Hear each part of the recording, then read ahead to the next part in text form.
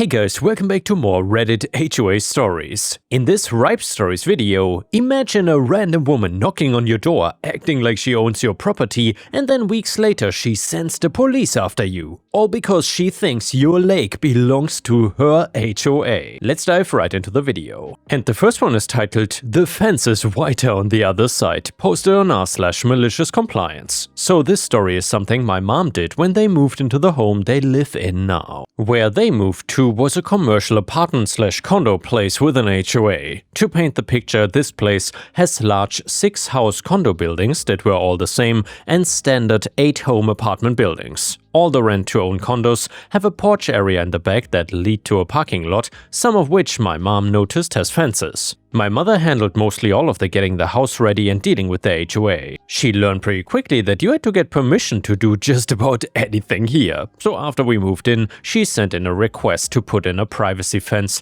Like many of the others in the area, with the HOA's approval and guidelines, she finds a contractor, which she discovered was an old childhood friend, surprise, and has the fence put in. Cue the HOA. My mom submits the contractor's documents stating the kind of fence and color and specs, only for her to receive a letter stating her fence needs to be removed due to not meeting HOA standards. Their reasoning? The technical term for the color white of the fence does not match what they allow. Best example would be, they allow paper white, but it was labeled eggshell. They stated they would fine my mom for every day the fence stood. My mother attempted to explain that the specific brand only used that white. To get the other white, you had to use a different, more expensive fence brand. My mom was peeved, to say the least. She went as far as to take pictures of all the fences, hers included, and demanded the HOA distinguish which was hers at a monthly meeting. They couldn't do that, but still didn't care. The paperwork didn't match. Thankfully, she had a friend in the contractor. She called him back and spoke with him about what the HOA said, and they hatched their plan. My mom and the contractor pull up the fence and the HOA watch as it's taken away in a day. Well, wouldn't you know it, the next day the same fence comes back and gets put in again, but this time the paperwork says paper white. It has been years and my mom still has the same fence. The HOA never said anything further and those fees were never paid, but it's fine, my mom does not use the pool anyway. And yeah guys, if you still enjoy these insane HOA stories, then please don't forget to like the video, subscribe to the channel, and maybe post some star emojis in the comments if you want to help me with the damn YouTube algorithm. And the next one is titled, HOA Karen calls 911 when I refused to leave my lake cabin. She was unaware that I own the lake and I am not part of the HOA. Throwaway account because I haven't told my family about this and would rather them not be aware of what went down a few years ago. So I live in an area that, until about 20 years ago, was undeveloped farmland. I'd moved into the house I currently live in about 5 years before. The surrounding areas were bought and sold by the township to different developers. I think there was only one instance with a developer that had thought that that part of my property was in their portion, but after a call to zoning they realized it was my land and apologized. My home consists of a small log cabin that is beside a small lake with a bit of the surrounding land also part of my property. The borders are marked by a fence after the faux pas with the developer. The lake especially makes it seem like it's not part of my land, but the property line extends a few feet past it, so the fencing makes it very clear.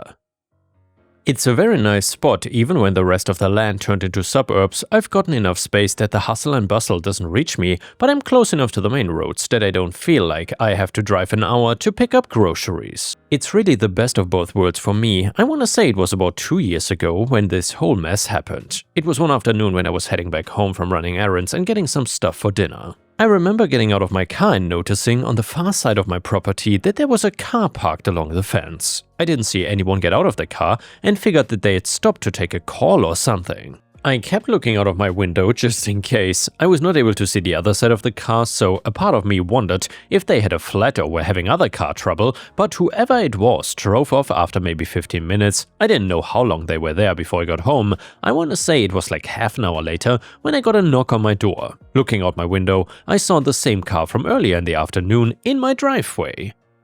I opened up my door and there was a woman standing on my steps. We're gonna call her Karen because, as you will see, the name suits her. Karen introduced herself, letting me know that she's the new head of the HOA for one of the neighborhoods that is near my property, specifically the one closest to the lakeside. I gave her my name and welcomed her to the area. She said she had been driving by and wanted to make sure that everyone in the neighborhood knew who she was. In hindsight, I probably should have corrected her that I wasn't part of her neighborhood, but I figured she was just saying it like it was a general term for the surrounding homes. Well, I should have clocked right away that she was trying to tell me something without outright saying it, talking about how it's hard making sure everyone's paying their dues, and how some people think that they don't have the same responsibilities in their neighborhood. But that she was gonna fix that in the coming weeks, and now that she was the HOA head. She had big plans, she told me, and she was excited to see what would come of them. I just let Karen talk, thinking that she just needed to vent to someone, and then wished her luck again, unaware at the time that she was trying to let me know that she thought I was one of those people that was making her job harder. She left my property and I figured I wouldn't see her again. I mean, after all, my property was not a part of the neighborhood and I was not a part of any HOA, but I was very, very wrong. The next day I got a letter in my mailbox from the HOA that Karen was head of and advising me that I haven't paid my dues the entire time I was a resident of the neighborhood. I would need to settle any debt I had before the end of the week or else I would be fined further. I figured this was a mistake since my property was not a part of any of the neighborhoods and figured that they had sent it to the wrong house. The week passed without incident and then I got another letter the next week saying that I was in violation for not paying my dues. I again thought that it was just a mistake and didn't pay any attention to it. The third week had another letter right at the beginning of the week that accused me of constructing fences around HOA property, specifically the lake, and that I would continue to be fined until the fence was taken down or I paid the dues that the HOA was owed. Well, that was the letter that made me realize that they were not being sent to the wrong address. I didn't understand what the HOA was talking about at first. I mean, I'd been living in the area for years, and this was the first time that anyone contacted me about dues or fees. I did not have any contract with the HOA, so it didn't even make any sense. The lake was a part of the property and I'd gotten a surveyor to confirm where I could put up the fence, and there was no mention about even part of the lake not being on the property I owned. I kept getting letters over the course of the next month as well. I think I threw the first letter I got from the HOA out, but I kept the others that were sent because I was ready to confront Karen if she did decide to come onto my property again. I would check outside around the time of the day she had first visited, expecting her car to be in my driveway, but the letters were delivered by mail, not put into my mailbox by anyone. There was a number and email included on each letter that was, quoting from one of the letters, provided as an alternate way of contacting the HOA. I did call up the number there and told the person who answered the phone that I was not a resident and I should not be threatened with any fines. They just said they would speak to someone and call me back, but they never did. Any emails I sent had no response and I really didn't want to have to drive out to meet with someone about this and decided to give it one more week. Well, exactly 2 months after Karen visited me, there was a knock on my door. I remember checking outside expecting to see Karen's car, but I saw a police cruiser instead, so I opened the door without hesitation. I'd never had a police officer patrolling near my home before, so I was worried that someone had an accident or a person was missing from one of the neighborhoods. My mind went to a completely different place than what the officer was actually there for. Gonna use mostly dialogue for this part, it also makes it easier for me to show you all what happened. Also, I'm paraphrasing of course, but the officer was actually really polite. Me, hey, is everything okay, officer? Officer, hello. I hate to bother you during the evening, but I wanted to speak to you about a report our office received earlier today regarding this property. Me, sure, what can I do to help? I'm still thinking that someone's gone missing and the last place they were seen was on my property or something like that. The officer was about to continue, but then stopped and turned around, and that was when I noticed a pair of headlights coming up my driveway. Sure enough, it was Karen. She got out of her car and headed towards my door. Karen, shouting, "Officer, this was the man I told you about." Officer, "Ma'am, please let me handle this." Turning to me, "I'm here regarding a report that you're occupying this cabin illegally." Me, thrown off by Karen's appearance and the question itself. Okay, well, I can assure you I'm not." Officer, "Are you the current or former owner of this property?" Me, "Yeah, I'm the current owner of this place. Everything surrounded by the fence is my property." Karen, "He's lying. He doesn't even own the lake." Officer, "Ma'am, I will not tell you again. Please step back and let me handle this." Karen, "Fine." Steps away and behind the officer but is looking at me angrily. Officer, "Apologies. Is there any documentation you have to prove that you own this cabin at the very least?" Me, "If you wouldn't mind waiting for a second, I can check my phone for a copy of the deed." I'm scrambling a bit to try and think what else could prove that I was the homeowner. What would the officer believe? Would I have to go down to the station to be questioned if he thought I was not actually the owner? Officer, that's fine. Looking into the house but not stepping over the threshold, I assume that you've lived here for some time? Just looking into the house can tell you that it hasn't been abandoned. I've got all sorts of fixtures in the hall when you first walk in. It's not something that a person passing through would set up. Me handing him my documents. Yeah, I've been here for about 3 years. Let me pull up the deed quick. I had an electronic copy that my mortgage company sent me saved in my email, so I was able to pull it up and show the officer, even showing him the email from the company as proof too, but Karen was still glaring at me from behind the officer.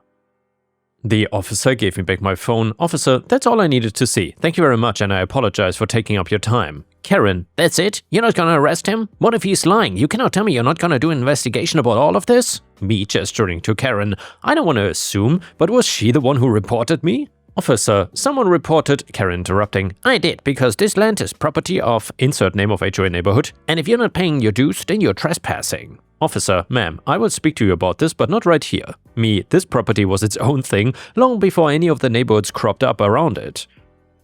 I don't know where you got your information from, but it's not right. Karen looked at me like I had grown an extra head. The officer looked between us and said that if we needed him, he would be by his cruiser, just watching to make sure nothing else happened. I'm sure by that point, he just wanted to get far away from this whole thing, but I was grateful that he stayed on the off chance that Karen did something, and Karen started talking and just kept going.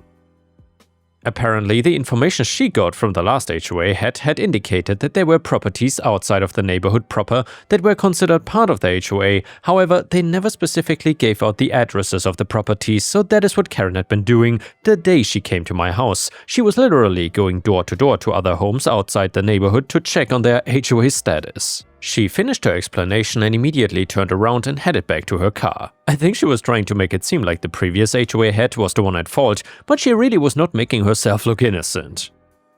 She seemed embarrassed enough that I figured she wasn't gonna ask about any payment for the fines I'd accrued. Before I shut the door, I couldn't help but overhear the officer talking to Karen before she went back to her car. Officer, this whole incident could be seen as a false police report. I don't say this lightly, ma'am, but he could press charges against you for all of this if he wanted to. I did not hear what she said to that, but I was already shutting my door. I probably could have pressed charges and won, but I was not really looking for a fight here. I'd gotten Karen feeling embarrassed and getting reprimanded by a cop, so I figured that would be enough. I did get a call from the police station checking in if Karen had approached me after the officer left. I told them she hadn't and I wasn't going to be pressing charges against her. I want to say it was about a week later that I got another knock on my door. It was not the police or Karen this time, but another older woman. She introduced herself as Lauren, fake name out of courtesy, the new head of the HOA that Karen had been a part of. She apologized profusely for the trouble that the HOA board had been causing. Apparently all my emails had been going through, but Karen had told the board members that were handling the email account not to worry about answering my messages, claiming they were just spam. When I called, it had actually been Lauren who picked up and she realized I was the same person emailing in. She confronted Karen, who feigned ignorance, and after Karen had addressed the situation with the police and what she had done, Lauren had asked her to step down. As her first act as the head of the HOA, she put out a notice to the rest of the board and the entire HOA neighborhood that my property was not a part of it and shouldn't be trespassed on. I honestly couldn't have asked for a better outcome with everything that had happened. I did not really do much except complain and explain my case to the police. No one had tried to get onto my property before, but knowing that someone made sure that someone else's mistake didn't have people trying to use my lake or park on my property put me at ease. I never told anyone about it since nothing really came of it, but I know my family would be pissed and probably find a way to get back at Karen for calling the cops on me for no reason. And the next one is another crazy neighbor story, but this time from r/petty revenge, and it is titled The Long Game. So, for context, I bought a house in a nice neighborhood, partly because it didn't have an HOA. The real estate agent I used told me after I signed the contract to purchase that the seller had told her that the next door neighbor was a pain in the butt, and I found that out the day we moved in. We got to the new house about 10 minutes before the moving van arrived, and the neighbor was already out there trying to talk to me as it was pulling in. He wanted to tell me the way things worked in the neighborhood. I told him we could talk about it later, but he stayed there trying to talk to me as I was directing the movers while they unloaded the truck. Eventually, I went into the house and he was right behind me, but I told him not to come in. He stood in the edge of his yard watching everything, and once the truck was unloaded, I stayed inside and eventually he returned to his house. When I came out to move my car so the movers could get out, he cornered me again, and he had all kinds of rules. He left for work at 5 a.m. and he expected no noise of any kind after 8 p.m. The previous owners were lax about yard care, in his opinion, and he expected that I would correct that. My mailbox needed to be moved farther away from his property line. I put up with half an hour of this until I finally told him I had to go back inside to start putting things away. He was waiting for me or my wife with some sort of complaint almost every day. Listening to him, I was pretty sure that he was coming over before I got home to do an inspection. After a couple of weeks of non-stop complaining, I had enough. My wife and I planned things out. Just before I went to bed, I hit the panic button on the remote to my car. And the alarm went off, and even though I could have stopped it with the fob from inside, I walked out and shut it off a couple of minutes later. He was waiting for me after work the next day and then complained to me that the alarm woke him up. I did the same thing every 2 or 3 nights again. The first couple times he was waiting for me when I got home from work to complain, and I told him I suspected that someone was trying to break into my car and was gonna buy a couple cameras to monitor that side of my house. His house was close to my driveway and he told me that surveillance cameras were not allowed, that it would be an invasion of his privacy, and he would take me to court if I were to put up cameras. So yeah, that told me that he was the one coming over. So I replaced the outside light fixture on his side of my house with a motion detector. The guy at Home Depot told me that 300 to 500 lumens were the recommended brightness. I could test the light with an app on my phone. After installing it, I bought 2 floodlights from an online sporting goods store that were made to light a sport field. They were 42,000 lumens each, and when they lit up, it was much brighter than daylight in my yard and on the side of his house. Bright enough to play baseball and hit a fast ball at night. The alarm on my car stopped going off, but the lights would come on at random times when there was an intruder, and when he went out to his car in the morning, it became daylight. He complained at first, but I simply told him that I was securing my property. Eventually, he put up some sort of blackout shutters on his bedroom windows. The whining became very infrequent though, especially when I, being a good neighbor, changed the timer setting on the lights so that they were not lighting up when he left his house anymore. And the next one is another funny neighbor story, which is titled "Illegal Dumper Thinks House is Still Empty. Gets Trash Returned for Free." From r/petty revenge once again. So over a decade ago, I rented out a house that had been vacant for a while. It was an old lady's house who had passed away a couple of years ago. Her elderly daughter lived almost an hour away and had been trying to rent it out instead of selling it because the house value was still low, because the housing market had not recovered after the 2008 financial crisis yet. I woke up on trash day only to see 2 large black garbage bags at the end of the driveway next to the garbage can. What the hell? Went outside and decided to rummage through them. Fortunately for me, the dumper was dumb enough to leave a piece of mail inside one of the bags that had an address on it, looked up the address online, and lo and behold, the address was only a mile and a half away, and since I was unemployed at the time, I had plenty of time to drive over there and give them back their trash. Wrote down the directions on a piece of paper since I didn't have a smartphone at the time and wouldn't get one until almost 2016. Then I started driving over while thinking about what I was gonna say, not sure if I thought of anything clever to say. So I went and knocked on their door, but there was no answer, so I decided to just chuck the bags on their lawn and go back home. A week or 2 later, there were some additional items like a kid's toy rocking horse next to my bin on trash day, but no bags with mail, so I really couldn't do anything. After that, no more illegal dumping. And the next one is a fantastic malicious compliance story, which is titled "If it's not in writing, it did not happen. Goes both ways." So my new manager at work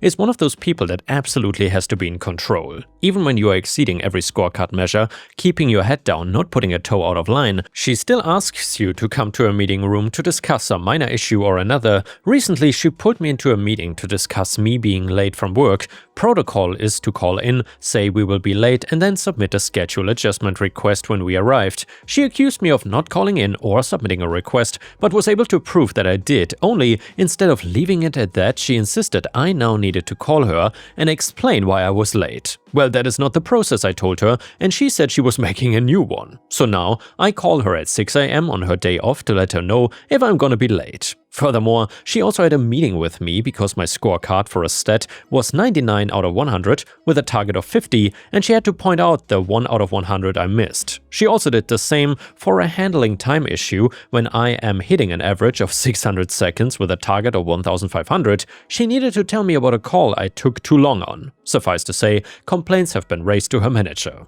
Then, following an incident where she was asked to follow up on something for me and claimed, "If it's not in writing, it didn't happen," I've been asking for everything in writing and repeat that mantra back to her when she claims to have told me something. Last week, she asked me to see her after my call. I walked over and she was not there, so I went back to my desk. She asked me why I didn't stay around, and I reminded her of the time she put in writing that I was not to spend more than 1 minute waiting for her if she asked to see me and was to go back to my desk to take calls, not wasting time. She asked me to come over again, and when I did, she wasn't there. This repeated twice more before my shift was over, and each time I documented, logged out at 14:35 p.m, came to your desk, you were not there, spent 45 seconds waiting, returned to desk, and took another call at 14:38 p.m. in chat. She then messages me to ask what time I finish, and I tell her it was 2 minutes prior, and she says we can catch up now. I tell her that my shift is over and ask if she will approve an overtime pay for an out-of-hours meeting. She tells me not to be silly